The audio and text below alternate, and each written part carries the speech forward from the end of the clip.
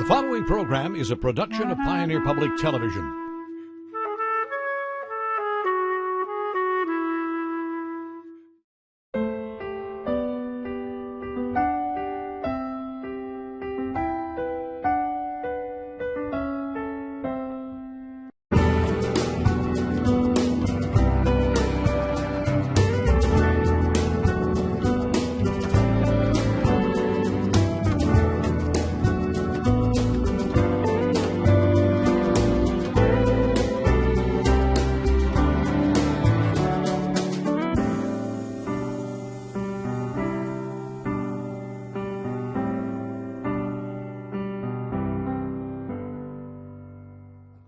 Hello and welcome to Compass, a new production from Pioneer Public Television. I'm Les Heen, your host for Compass, and this is a weekly discussion of public policy and important issues facing our viewing area. This week, we'll discuss the impact of community action programs within rural communities and the services that they offer in their counties. We will also take a look at a program called Someplace Safe and the efforts of that program to better protect and serve the people that they care for. First, we have the story of how West Central Community Action saw a need and has worked to offer a supervised visitation service within their community that isn't normally the responsibility of organizations like theirs. Here's a report from Pioneer's Laura K. Prosser. Supervised visits is a time for a parental unit to come and visit their children that they might not see due to issues at home or a child protection order. West Central Community Action has taken it upon themselves to provide that visitation site with Plus Kids. Here's their story. So Community Action is an agency that their mission is to help low-income families escape poverty. Overall is the overall mission. Supervised visits joined Community Action, West Central Minnesota Community Action, in October of 2013. We are one of two agencies that have and offer supervised visits and safe exchanges throughout the state of Minnesota. Honestly, this program is important to the community because it allows a safe, neutral location for families to visit. Our main goal is to take out the stress of having to use grandma's house or an aunt and uncle's house, where it's just to provide a safe, neutral, clean location for families. For example, we had a father come to us, and he found out that he had a 3-month-old. Him and the mother had separated. And so it came about after the baby was born that he actually had a child, because it was a new dad. He didn't have any kids, didn't have any experience with kids. And so they used our facility, staff monitored, and just, helped the father learn how to change a diaper, how to make a bottle. We assisted in that way. And then, they were here for months, a couple times a week, and eventually they have joint custody of the child, and they worked it out on their own.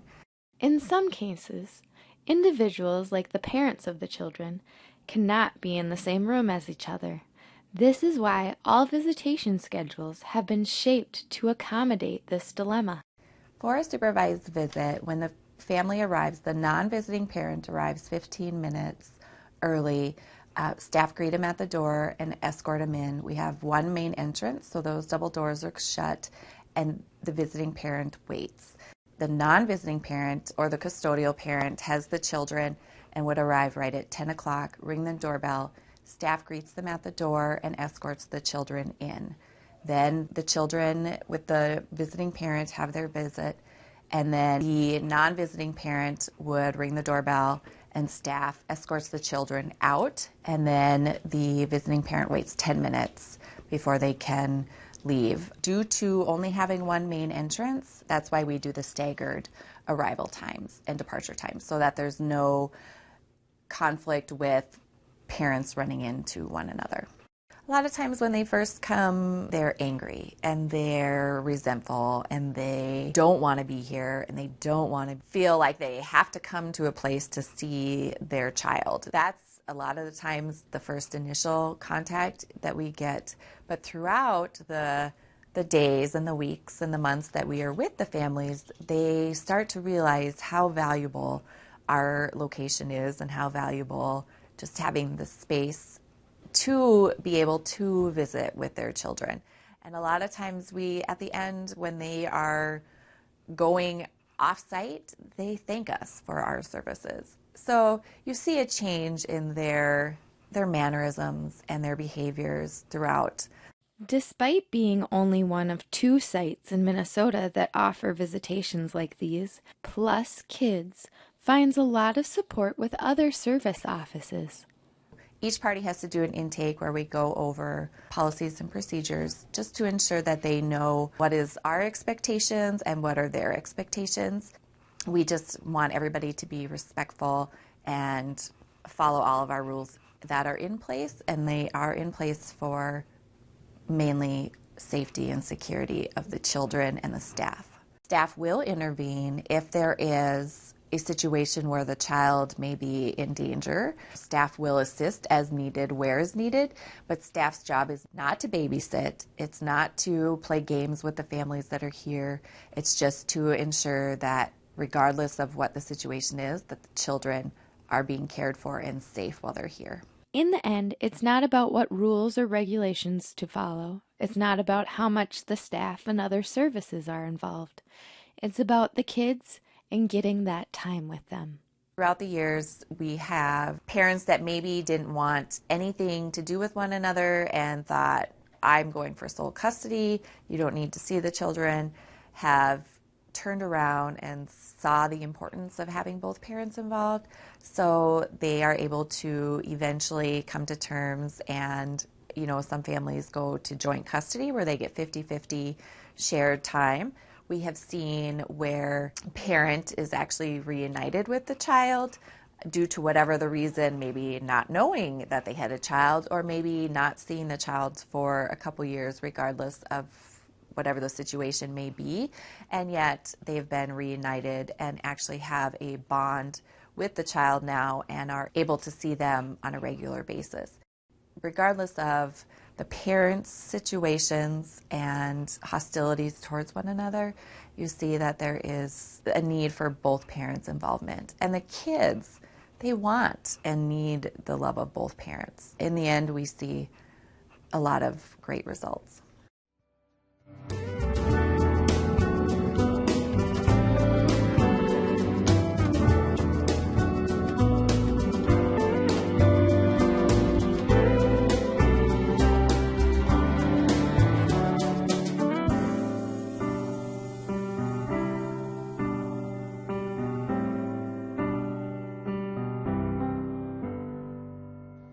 With us now to talk about the efforts of Someplace Safe in the region is Emmeline Haugen, Director of the Parenting Time Centers there. And also with us to talk about the community action organizations all across the region is Missy Becker Cook, and Missy's with the community action folks in Elbow Lake in that region. So thanks to both of you for being here. Thank you. Thank you. So Emmeline, I'd like to start with you about Someplace Safe. Describe Someplace Safe for me. Tell me what that is. Someplace Safe is a crime victim service organization. So our main focus, our main goal is to help and to serve victims of crime. So we will be with them through every step of that way. I understand. Someplace Safe is a crime victim service organization. That's what our core is. We always want to have our main focus be on helping victims of crime. So when they come to us, we will help them with if they need an order for protection or they need to go to court to get reparations for, say, a burglary or something like that. We will help them through that process. We also offer our supervised visitation and safe exchange centers. We also have our Safe Harbor program, helping youth who have experienced sex trafficking. And then we also have our thrift stores in Alexandria and in Morris. So how does someone find a program? Because I know sometimes when people in crisis, they don't know where to turn. So how do they find Someplace Safe? Right, absolutely. A lot like Community Action Council, people don't know that we exist until they need us. They may hear about us from a friend or from somebody at church, or they go to court and somebody at court administration says, hey, we have this service here in your community, Someplace Safe, and they'll hand them our card. Yeah. I know when we had a moment there while we were watching the story just a moment ago, we talked about the fact that in the time that you've been doing this now, doing it for about 12 years, that there have been a number of changes. What are the changes that you've really seen in victim advocacy and working with victims? Because I know you've seen a number of changes. Right. We have seen a lot of changes. One of the changes is with technology. People leave a digital footprint wherever they go. So protecting someone who is fleeing, say, a severe domestic violence situation, they need to get out, they need to escape their abuser. With the technology that is available to track people, that's really hard to do. So we have had a huge learning curve in that, a lot of training on what types of things are out there. We have even had a situation where a parent hugged a child goodbye and put a tracking piece underneath the child's collar. So something like that is really easy for people to do, and we have to stay ahead of the curve and help victims and know what kind of things are out there so that they can be the most protected. Sure. And how does the program that you have tie into the broader world of community action agencies? We utilize community action quite frequently. Resource and referral, they help in ways that we cannot. They have a lot of services that are available that we actually will have to tell our clients, hey, there's this service available. Sure. Call them. This is their number. They can help you with this, whether it's energy assistance, getting a home set up, things like that. Yeah. So, Missy, I know that Community Action does a great many things in addition to victim services. So tell us about your Community Action Agency. You're based in Elbow Lake, and you've got a lot of counties, but tell us what you do. Yes. West Central Community Action is based in Elbow Lake, like you said, and we have 5 core counties, so Douglas, Pope, Stevens, Traverse, and Grant. We do some programming in Clay and Wilkin counties and Ottertail and Wadena counties as well. So we have programs that serve early childhood. Head Start serves 3- and 4-year-olds and their families all the way through to senior programming for seniors to help them live in their home independently. So we have programs to help with fuel costs, heating assistance, homes, rehab loan programs to help people make their homes more energy efficient, and many things in between. So a short description, or another way to look at it, is if people are in poverty and people are struggling, you're a common place that they would turn, right? Yes, yes. And things that we've seen change over the years is that many families are working 2 and 3 jobs trying to make ends meet in greater Minnesota, and they're just not able to do that. And so I always like to think that community action agencies are a hand up, helping people kind of get up and escape the effects of poverty. Yeah. So how did it get started? How did community action agencies, I mean, they've been around a while, but how did that start? Yeah, we celebrated our 50th anniversary last year. So the War on Poverty was declared by Lyndon Johnson in 1965. And so a year later, West Central Community Action was incorporated. And that's how West Central started. So a long time. And I know both of you serve, roughly similar areas because you're in West Central Minnesota. And so you see a lot of the same things, I'm sure, in your work. You see a lot of the same things. But how is community action work different in rural areas that you serve, say from urban areas? Tell me about that. What makes the rural community action world different? I'll start with you. Well, I think in rural, greater Minnesota and rural areas that, we just help our neighbors, and that's so exactly what community action does, is we're just here to help. And I think our work is so important with elderly people in rural areas, not being able to stay in their homes if they didn't have help with heating assistance and didn't have help with food or things like that. And so I think in rural Minnesota, we work closely with other services, social services, public health, Someplace Safe, other programs. We just are really good at working together and finding resources for families. Sure. And I know, Namelin, you had said that, of course, people often don't find you until they really need you. Right. And it sounds like much the same thing with all of the world of community action, right? Absolutely. So people who are in trouble, they give you a call because perhaps they helped out a friend of theirs, something else, say, oh, these are the people to call. Yes. Yeah. What about some of the other programs we talked about, Safe Kids and victim services, and we talked about some of the poverty programs. Are there any other particular programs that you think in your organizations that people should be aware of, but they really don't know much about? I'll start with you on that one, Missy. A couple of the programs that I think are just awesome programs for people in Greater Minnesota is West Central Community Action operates the FAME program, which stands for Family Assets in Minnesota. And it's a 3-to-1 match program, so people that complete that program save for the purchase of a home, purchase of a business, or higher education, and their dollars are matched 3-to-1 by the federal government. And so it's a great helping people up and out of poverty into home ownership, which is, one of the leading things that helps people up and out. So FAME is a great program for families. Okay, so that's one of the ones that's sort of emerged over time. What are some of the other changes that you've seen over time at your agency? I think technology as well. People are able to apply for things right online.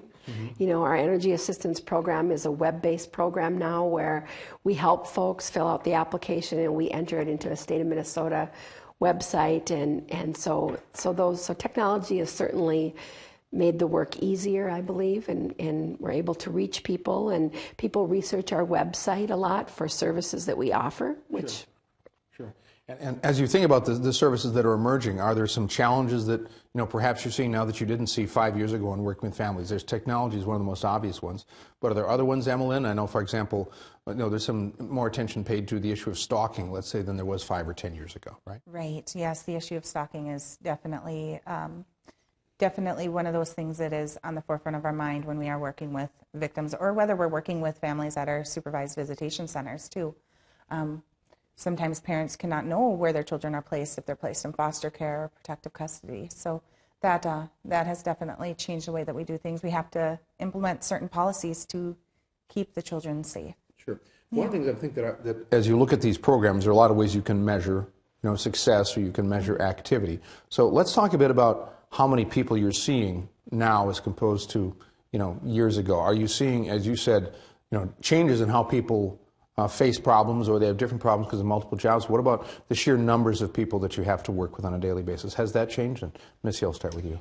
Yeah, I think we've seen more people. Interesting statistics, and we're just kind of wrapping up our heating season for Energy Assistance Program, and we serve a little over 5,000 people in a 7-county area for heating assistance. But the good news of that is that a lot of folks that applied last year didn't apply this year. I think it was right around 900 to 1,000 people.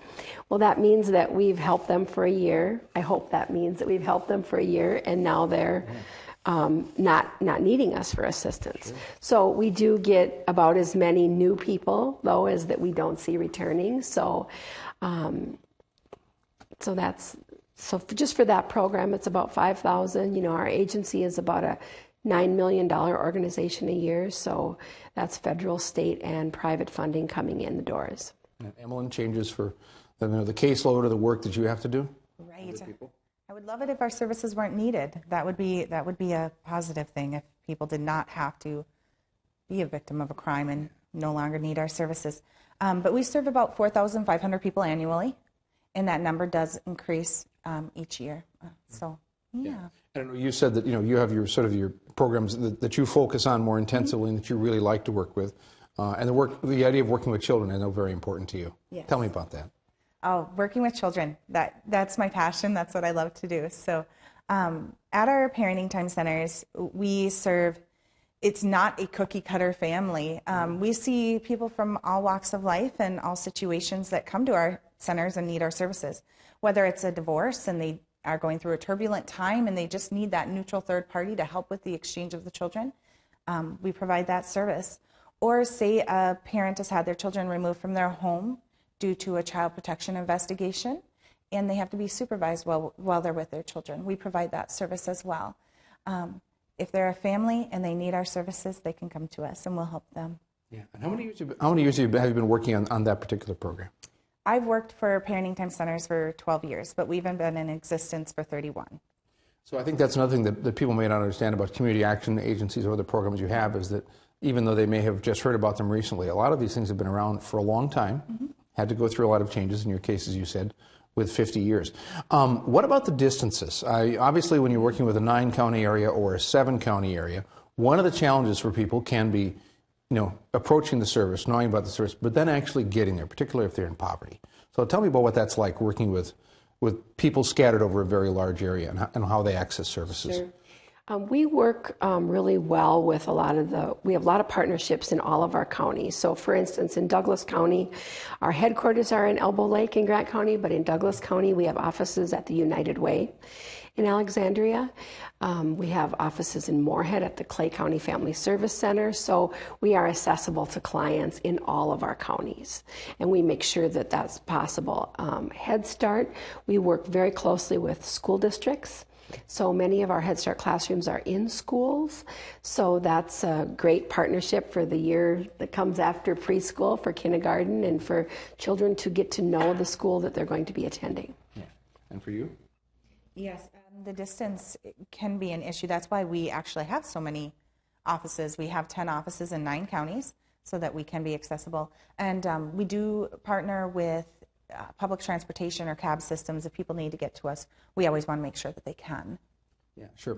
What about in specific communities? I mean, wherever you may be located, for example, there'd be a greater awareness if you're in Elbow Lake or if you're in Fergus Falls. So the people who drive by your offices every day, or they see you, or they meet you on the street, they're more likely to know who you are. But then how do you reach out to those other communities that are within your service area, but it may be a small town of 500 people that's an hour away from you? How do you reach out to them, and how does that process happen? I'll start with you, Missy.